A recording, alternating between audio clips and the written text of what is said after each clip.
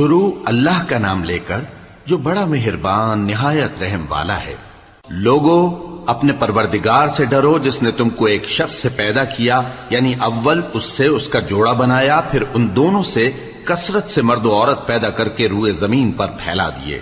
اور اللہ سے ڈرو جس کے واسطے سے تم ایک دوسرے سے حقوق کا مطالبہ کرتے ہو، اور قطع رحمی سے بچو۔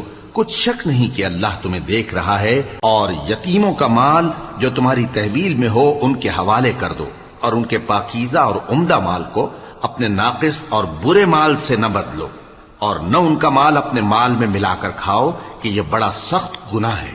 اور اگر تم کو اس بات کا خوف ہو کہ یتیم لڑکیوں کے بارے میں انصاف نہ کر سکو گے تو ان کے سوا جو عورتیں تم کو پسند ہوں، 2 یا 3 یا 4 ان سے نکاح کر لو۔ اور اگر اس بات کا اندیشہ ہو کہ کئی عورتوں سے انصاف نہ کر سکو گے تو ایک ہی عورت سے نکاح کرو، یا